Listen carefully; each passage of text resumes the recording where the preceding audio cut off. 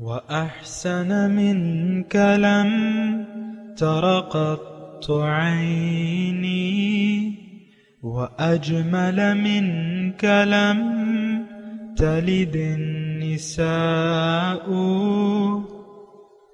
خلقت مبرأ من كل عيب خلقت مبرأ من كل عيب كأنك قد خلقت كما تشاء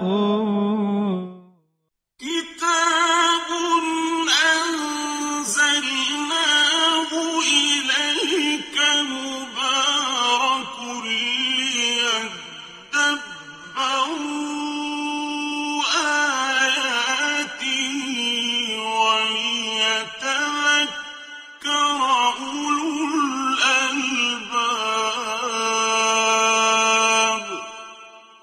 یہ کتاب برکت والی ہے جسے ہم نے آپ کی طرف نازل فرمایا ہے تاکہ دانش مند لوگ اس کی آیتوں میں غور و فکر کریں اور نصیحت حاصل کریں۔ استغفر اللہ الذی لا الہ الا هو الحی القیوم واتوب الیہ۔ سامعین اور ناظرین کرام، السلام علیکم ورحمۃ اللہ وبرکاتہ۔ سامعین کرام، سورہ یونس آج کا سبق آیت نمبر 96 سے ہے، اور آج کے درس میں دو موضوعات اہم ہیں سامعین کرام۔ پہلا یہ ہے کہ رب کے قانون کے مطابق اگر کسی کی ہدایت لانے کی مہلت ختم ہو جاتی ہے تو اس کے دل پہ مہر لگا دی جاتی ہے، پھر اس کی سمجھ الٹی ہو جاتی ہے۔ دوسرا، اللہ تعالیٰ کا عذاب آج بھی انسان پر واقع ہوتا ہے۔ سامعین اکرام، اس کے ساتھ ہی آج کے سبق کا آغاز کرتے ہیں۔ سب سے پہلے گزشتہ سبق کی دہرائی ہوگی۔ فَإِن كُنتَ فِي شَكٍّ مِّمَّا أَنزَلْنَا إِلَيْكَ فَاسْأَلِ الَّذِينَ يَقْرَؤُونَ الْكِتَابَ مِن قَبْلِكَ لَقَدْ جَاءَكَ الْحَقُّ مِن رَّبِّكَ فَلَا تَكُونَنَّ مِنَ الْمُمْتَرِينَ۔ اے سننے والے، اگر تو اس کتاب کے بارے میں ذرا بھی شک میں مبتلا ہے جو ہم نے اپنے رسول صلی اللہ علیہ وآلہ وسلم کی وساطت سے تیری طرف اتاری ہے، تو اس کی حقانیت کی نسبت ان لوگوں سے دریافت کر لے جو تجھ سے پہلے اللہ کی کتاب پڑھ رہے ہیں۔ بے شک تیری طرف تیرے رب کی جانب سے حق آ گیا ہے، سو تو شک کرنے والوں میں سے ہرگز نہ ہو جانا۔ وَلَا تَكُونَنَّ مِنَ الَّذِينَ كَذَّبُوا بِآيَاتِ اللَّهِ فَتَكُونَ مِنَ الْخَاسِرِينَ۔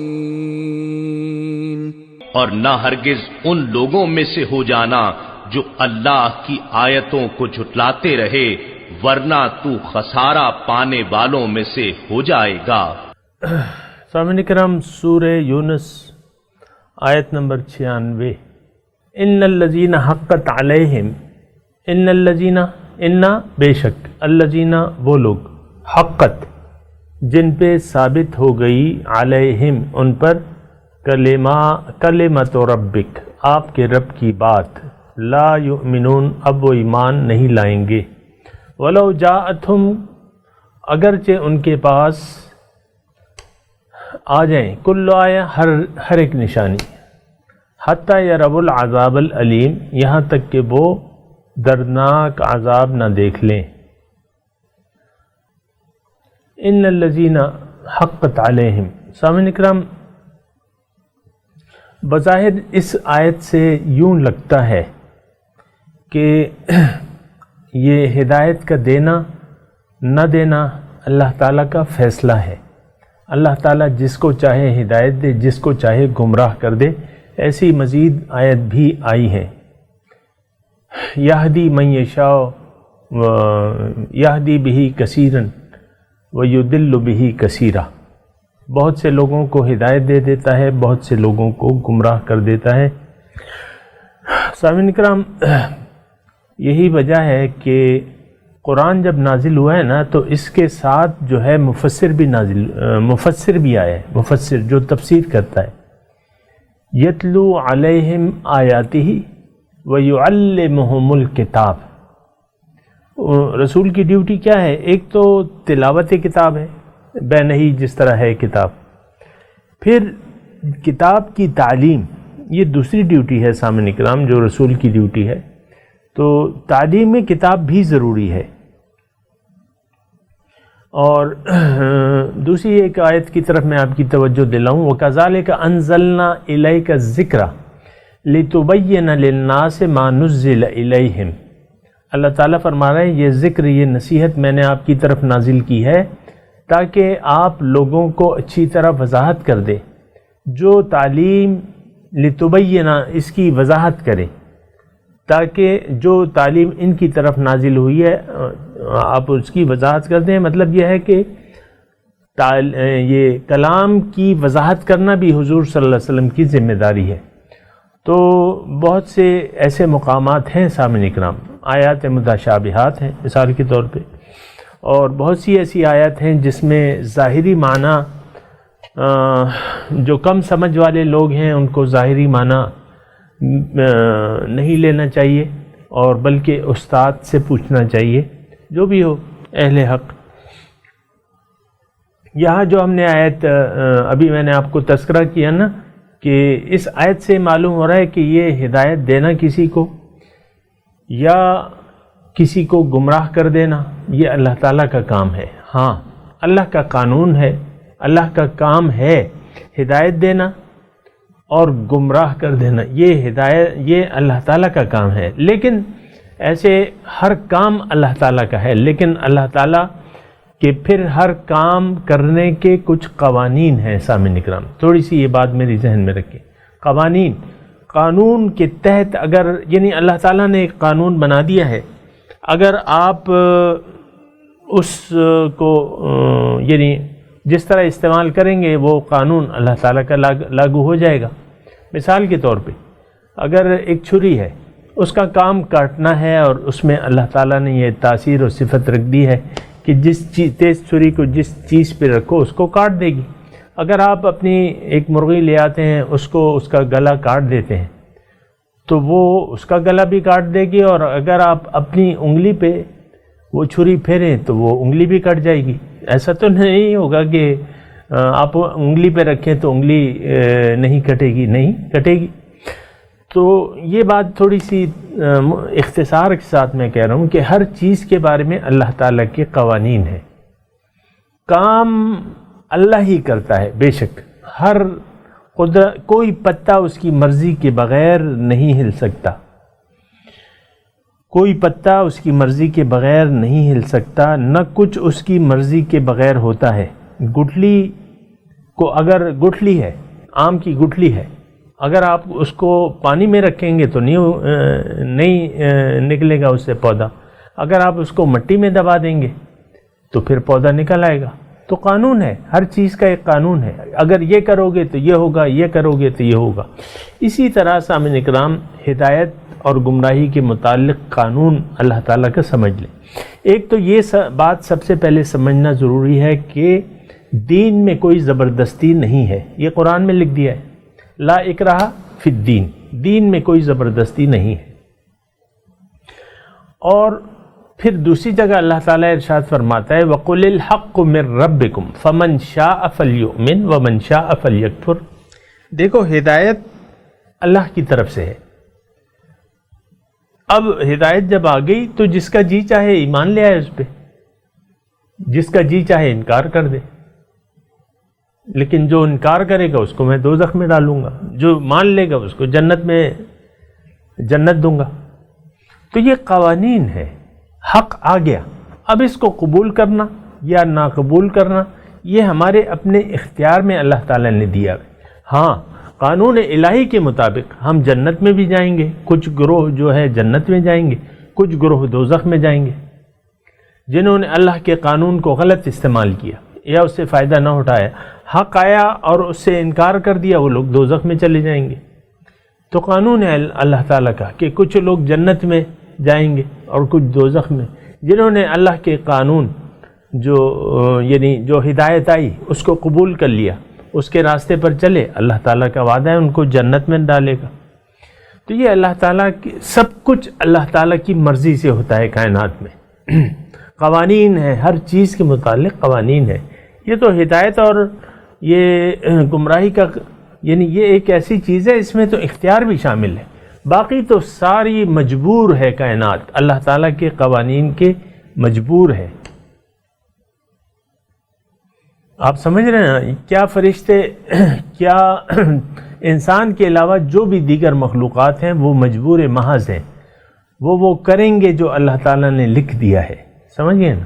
تو یہ نہ سمجھے کوئی کہتا ہے نا، آج جس معاشرے میں میں اور آپ رہ رہے ہیں اس میں سے بہت سے لوگ ایسے ہیں جو آپ کو یہ کہتے ہوئے ملیں گے کہ بھئی جب نصیب میں ہوگا تو ہم ہدایت پہ آ جائیں گے، نصیب میں ہوگا تو ہم اللہ کی راہ پہ چل پڑیں گے، جب اللہ کو منظور ہوگا، ایک لڑکا کہتا ہے میں داڑھی چھوڑ دوں گا، جب اللہ چاہے گا میں غلط کام نہیں کروں گا، جب اللہ چاہے گا میں نماز کا پابند ہو جاؤں گا۔ یہ تو وہی سب اللہ تعالیٰ کی مرضی ہے، جس کو چاہے ہدایت دے، جس کو چاہے گمراہ کرے۔ ہمیں تو اس نے گمراہ کر دیا ہے۔ بعض اتنے بھی خبیث لوگ ہوتے ہیں جو یہ تک کہتے پائے گئے ہیں کہ ہمارے قسمت میں تو نیکی نہیں ہے، ہماری قسمت میں تو گمراہی لکھ دی گئی ہے، اب ہم یہی کرتے رہیں گے۔ اور بہت سے ایسے میں نے آپ کو کہا نا، سخت دل لوگ موجود ہیں جو اللہ تعالیٰ پہ الزام لاتے ہیں کہ اللہ تعالیٰ نے یہ فیصلہ کیا ہے، ایسا ہرگز نہیں ہے۔ اور قانون ہے، میں نے آپ کو بتا دیا، قانون ہے ہدایت کا، گمراہی کا۔ جس نے اپنی ہدایت آنے کے بعد اپنی عقل کو استعمال کیا، اس کو سنا، حق کو سنا اور اس کو قبول کیا اپنے اختیار اور ارادے سے، اللہ تعالیٰ اسے ہدایت کی توفیق دے دے گا۔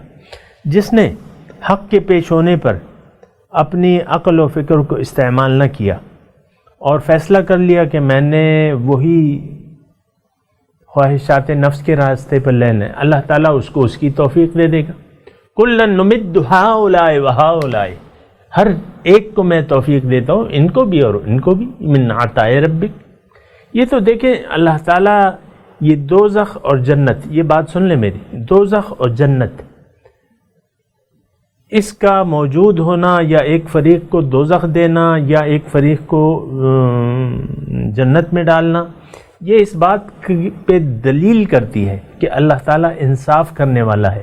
جس نے اپنی مرضی سے ہدایت کو قبول کر لیا اس کو اللہ تعالیٰ جنت دے گا، اپنی مرضی سے جس نے ہدایت کو چھوڑ دیا، دنیا اور ما فیہا کو پسند کر لیا، اللہ تعالیٰ اسے دردناک عذاب دے گا۔ یہ ذرا سامعین اکرام نوٹ کر لیں۔ ان الذین، بے شک وہ لوگ، حقت علیہم کلمۃ ربک لا یؤمنون، جن پہ ثابت ہو گئی رب کی بات، آپ کے رب کی بات، جس کی میں نے وضاحت کر دی۔ رب کی بات کیا ہے کہ بھئی اپنی سوچ و فکر سے کام لو، چاہتے ہو تو قبول کر لو، چاہتے ہو تو مت قبول کرو۔ تو جنہوں نے نہ قبول کرنے کا فیصلہ کر لیا، لا یؤمنون، وہ ایمان نہیں لائیں گے۔ وَلَوْ جَاءَتْهُمْ كُلُّ آیہ، اگرچہ آپ ہر ایک ان کے لیے ہر ایک نشانی پیش کر دیں، یعنی جب انہوں نے فیصلہ کر لیا تو جو مرضی چاہے آپ نشانی پیش کر دیں، وہ ایمان نہیں لائیں گے۔ حتی یروا العذاب العلیم، یہاں تک کہ وہ عذاب علیم نہ دیکھ لیں۔ سامعین کرام، تھوڑا سا میں یہاں ایک بات کہوں آپ کو کہ اگر ہم نے ہدایت پہنچ جانے کے بعد اپنی مرضی سے اس کو رد کر دیا، گمراہی کا راستہ پسند کر لیا، یعنی حق کا راستہ پسند نہ کیا، گمراہی کا راستہ کیا ہے؟ من چاہی خواہشات ہے، اور اس پہ چلنا اچھا سمجھا، خواہشات نفس پہ چلنا اچھا سمجھا، دنیا کی زندگی کو پسند کر لیا اللہ کے برمقابل، تو پھر یہ ہے کہ اللہ تعالیٰ اسے مہلت دے دیتا ہے، مہلت دیتا ہے، مختلف قسم کے عذاب اور تکلیفیں اس پہ لاتا ہے، کان مروڑتا ہے کہ یہ ایمان لے آئے۔ لیکن ایک وقت ایسا آتا ہے کہ اس کی یعنی اس کے دل پہ مہر لگا دی جاتی ہے، یعنی یہ ایسا نہیں کہ مہر لگا دی جاتی ہے، نہیں، وہ دیکھیں ایک عقل اور فکر و سمجھ کو استعمال نہیں کرتا، آہستہ آہستہ اس پہ گرد پڑتی، گرد آلود ہوتا جاتا ہے، زنگ آلود ہوتا جاتا ہے، یہاں تک کہ مکمل زنگ آلود ہو جاتا ہے، اور ایک لوہے کو جب بری طرح زنگ کھا لے تو وہ پھر کسی کام کا نہیں رہتا، وہ کباڑ ہو جاتا ہے۔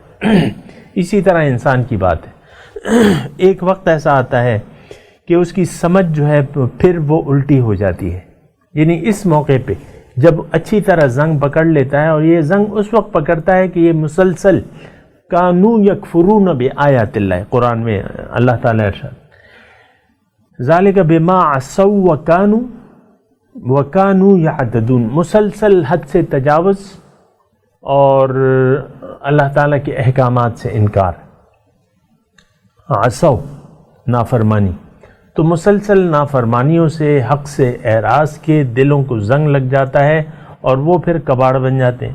پھر ایسا ہوتا ہے سامعین کرام، بڑی دلچسپ بات ہے، پھر یہ ہوتا ہے کہ سمجھ الٹی ہو جاتی ہے۔ ظاہر ہے کہ انسان بدبو میں رہتے رہتے، گندگی میں رہتے رہتے اس کا عادی ہو جاتا ہے، اور پھر جب وہ اس کا عادی ہو جاتا ہے وہ اس کو اچھی لگنے لگتی ہے، جو خوشبو ہے اس کو اچھی نہیں لگتی۔ یہ ایک مثال میں آپ کو اس سلسلے میں دوں، کہاوت ہے، پرانی کہاوت ہے، ایک عطار کا بازار ہوتا ہے نا، عطر، بازار عطر ہوتا ہے، وہاں وہ آپ جائیں تو وہاں خوشبو ہوتی ہیں، یہ دکان بھی عطر کی ہے، یہ بھی عطر کی ہے، وہ کھولتے ہیں بند کرتے ہیں، خوشبو ہیں فضا میں، تو وہ بازار میں خوشبو سے۔ ایک بھنگی کا بیٹا جو بھنگی کے ساتھ کام کرتا تھا، تو وہ تو اس کا تعلق تو گندگی سے تھا، گندگی خوشبوئیں سونگتے سونگتے اس ماحول میں وہ بڑا ہوا تھا، تو وہ جو ہے وہ ایک عطار کے بازار سے گزرا، وہ بھنگی کا بیٹا۔ بھنگی ہو سکتا ہے کچھ یہ پرانا لفظ ہو، چوڑا اسے کہتے ہیں، یا جو لوگ گندگیاں اٹھاتے ہیں اور گندیوں کے ساتھ واسطہ رہتا ہے اس کو بھنگی کہتے ہیں۔ تو عطار کے بازار سے اس کا گزر ہوا تو وہ وہاں بے ہوش ہو گیا، زمین پہ لیٹ گیا، بے ہوش ہو گیا۔ لوگوں نے کوئی اس کے پاؤں ملے، کوئی اس کے ہاتھ ملے، کوئی اس کے منہ پہ چھینٹے دے، وہ ہوش میں آنے کا نام ہی نہیں لیتا تھا۔ تو اس کا بھائی جو ہے، ضرب المثل ہے، جھوٹی ہو سچی ہو، بہرحال ہے صحیح، اس کا بھائی جو ہے اچانک اس کی تلاش میں نکلا کہ بھائی بڑی دیر ہو گئی، میرا بھائی تو نکلا تھا تھوڑی دیر کے لیے، ابھی تک آیا نہیں ہے۔ تو وہ معلومات کرتے کرتے ایک جگہ جمگٹا لگا ہوا تھا، دیکھا تو وہ اس کا بھائی تھا، اور دیکھا تو وہ بے ہوش تھا، اور لوگ ہوش میں لانے کی کوشش کر رہے تھے اور وہ ہوش میں نہیں آ رہا تھا، کوئی پانی کی چھینٹے اور کوئی ہاتھ سہلا رہا تھا، کوئی کیا کر رہا تھا۔ بہرحال اس نے کہا نہیں، ٹھہرو، یہ میں اس کا علاج میرے پاس ہے۔ وہ جلدی سے گیا، کسی جوتے پہ گندگی لگا کے وہ اس کو ناک کے آگے وہ جوتا رکھا، سنگھایا اس کو، وہ ایک دم وہ ہوش میں آ گیا، بس چل پڑے اپنی جگہ۔ تو بات یہ ہے کہ جو لوگ گندگی میں رہتے ہیں، گندگی کو پسند کرتے ہیں، تو پھر وہ اس کو گندگی پسند آنے لگتی ہے۔ اس کی میں آپ کو مثال دوں، ایک مختصر مثال ہے کہ سمجھ الٹی ہو جاتی ہے، پھر گندگی آپ کو اچھی لگتی ہے، اور روشنی اور یعنی نور آپ کو پھر اچھا نہیں لگتا۔ ابو جہل، اس نے تو انکار کر دیا اور مختلف طریقوں سے اس کو سمجھایا گیا، لیکن تو آخر کار اس کی سمجھ جو ہے وہ الٹی ہو گئی۔ اب میں اس کی ایک مثال دے رہا ہوں، جب بدر کے لیے جا رہے تھے، اب دیکھیں 13 سال اس نے حضور صلی اللہ علیہ وسلم کی مخالفت کی، تکلیفیں پہنچائی، مخالفت کی، پھر جو ہے 2 ہجری کو وہ حالات بدر واقعات پیش آئے، یہ جو ہے انہوں نے لشکر لیا، 1000 کا لشکر لیا مسلح، اور چلے حضور صلی اللہ علیہ وسلم کا مقابلہ کرنے کے لیے۔ پہلے کعبے آئے، اب جانے سے پہلے کعبے آئے اور کہا کہ کعبے کے پردے پکڑ لیے اور کہا اے اللہ، آج ہم میں اور محمد میں جو حق پہ ہے اس کو فتح دے۔ اس دعا کا کیا مطلب تھا؟ آیا اس دعا کا یہ مطلب تھا کہ وہ حضور صلی اللہ علیہ وسلم کی فتح کی دعا مانگ رہا تھا؟ نہیں، وہ اپنے آپ کو حق پہ سمجھتا تھا اور حضور صلی اللہ علیہ وسلم کو باطل پہ سمجھتا تھا۔ مرتے دم تک اس نے یعنی وہ سرداری کا خیال نہ چھوڑا۔ جب گردن کاٹ رہے تھے نا، اس نے کہا جڑ سے کاٹنا تاکہ پتہ لگے کہ کسی سردار کی گردن ہے۔ یہ وہ سمجھ جو الٹی ہو جاتی ہے نا۔ سامعین کرام، ایسے ابو جہل آپ کو اس معاشرے میں ایک نہیں بہت سے مل جائیں گے، بہت سے مل جائیں گے ابو جہل۔ تو کون ہے وہ جو حق، جو اسلام کو قابل عمل نہیں سمجھتے، اس کو پرانی باتیں سمجھتے ہیں اور ہدایت کو قابل عمل نہیں سمجھتے، قرآن کو اور حدیث کو۔ آج بھی ایسے لوگ ہیں، بہت سے ایسے لوگ ہیں جو ابو جہل بنے ہوئے، جن کا دل ابو جہل کی طرح ہے، پتھر ہے، سخت ہے، زنگ آلود ہے، بہت دور کی گمراہی میں ہے۔ حضور کے اتباع کو وہ قابل عمل نہیں سمجھتے۔ بھئی آج نہیں ہو سکتا یہ، جو پرانی بڑے بڑے لوگ تھے، وہ بڑی ہستیاں تھیں، ہم کہاں کر سکتے ہیں؟ تو ایسے لوگ موجود ہیں۔ سامعین اکرام، میرے پاس اتنا وقت نہیں ہے، بہرحال آپ خود دیکھ لیں اس معاشرے کا، یعنی اور یہ معاشرہ جو ہے جھوٹ پہ راضی ہو گیا ہے اور گمراہی پہ یہ من حیث القوم اکٹھا ہو گیا ہے۔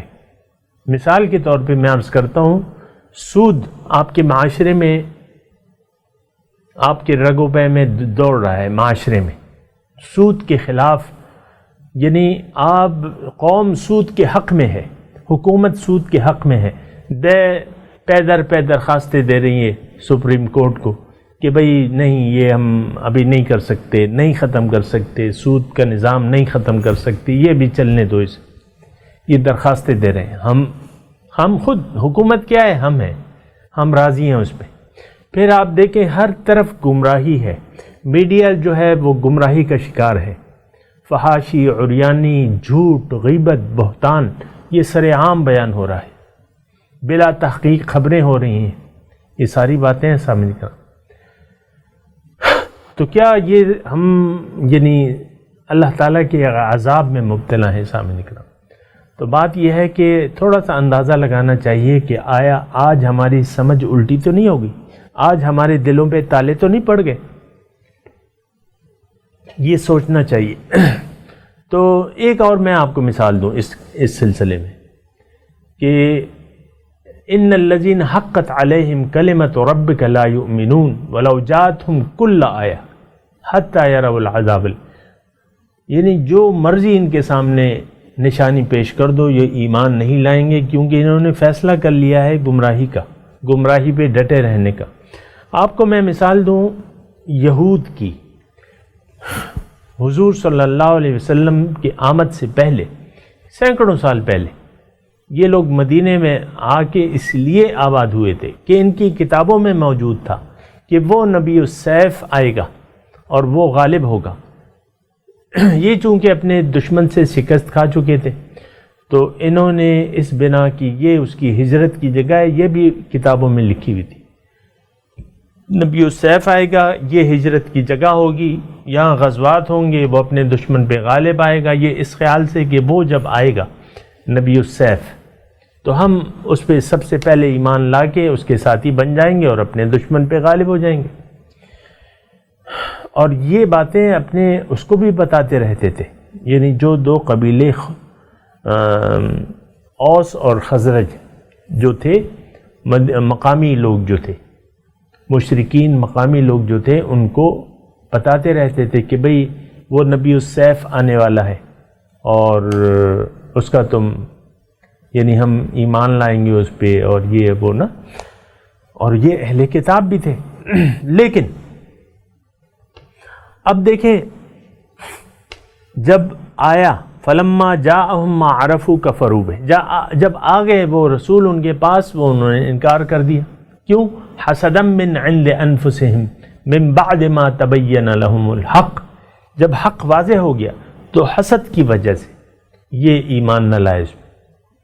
ایک تو ان کی جو مناپلی تھی وہ ختم ہو جانی تھی، یعنی یہ تو اہل کتاب تھے اور بڑے بڑے پنڈت تھے، اس میں مطلب شیخ تھے، پیری مریدی تھی اور علماء تھے ان کے۔ انہوں نے کہا ہم تو پھر ہماری تو حیثیت ختم ہو جائے گی، تو انہوں نے اپنی حیثیت برقرار اور رکھنے کے لیے اور اپنے حسد کی وجہ سے کہ یہ بنو اسماعیل میں کیوں آیا، بنی اسرائیل میں کیوں نہیں آیا، تو اس کی وجہ سے انہوں نے انکار کر دیا۔ کفروا بہ، پہچان لیا، انکار کر دیا۔ میں صرف آپ کو بتا رہا ہوں کہ یہ جب سمجھ الٹی ہو جاتی ہے نا اور زنگ لگ جاتا ہے، اور وہ کیوں لگتا ہے کہ آپ حق سے انکار کر دیتے ہیں۔ سامعین کرام، یہ ساری باتیں میں نے اس لیے کیا کہ حق جب بھی آپ کے سامنے سمجھ میں آ جائے اس کو جلدی سے قبول کر لیں، نہیں کریں گے تو پھر وہ زنگ لگنا کی ابتدا شروع ہو جائے گی۔ یعنی اس کی مثال ایسے ہے کہ ایک برتن میں پانی ہے، اس میں جب آپ انکار کر دیتے ہیں اس میں سوراخ ہو جاتا ہے، اس کے پیندے میں سوراخ ہو جاتا ہے، وہ پانی اس برتن سے آہستہ آہستہ جب آپ گمراہی کے مطابق یعنی من چاہی خواہشات کے مطابق زندگی گزارتے ہیں، اس میں سے وہ پانی ٹپکتا رہتا ہے یہاں تک کہ بالکل خالی ہو جاتا ہے آہستہ آہستہ۔ اب خالی ہو گیا کیوں؟ بھئی تم نے خود انکار کے باعث تو آہستہ آہستہ ہوتا ہے، لیکن پھر یہ ہوتا ہے کہ اللہ تعالیٰ کے عذاب کا مستحق ہو جاتا ہے، تو پھر انسان ایمان نہیں لاتا کسی بھی مرحلے پہ۔ ایسے لوگ ابھی بھی موجود ہیں، آپ شاید تلاش کریں تو یہ مل جائیں گے، لیکن یہ ہے کہ یہ اعوذ باللہ من الشیطان الرجیم، بسم اللہ الرحمن الرحیم، ان الذین حقت علیہم کلمۃ ربک لا یؤمنون ولو جاءتهم کل آیۃ حتی یروا العذاب العلیم۔ ان الذین، بے شک وہ لوگ، حقت، جن پہ ثابت ہو گئی ان پر، کلمۃ ربک، آپ کے رب کی بات، لا یؤمنون، وہ ایمان نہیں لائیں گے، ولو جاءتہم، اگرچہ آ جائے ان کے پاس، کل آیۃ، ہر ایک نشانی، حتی یروا العذاب العلیم،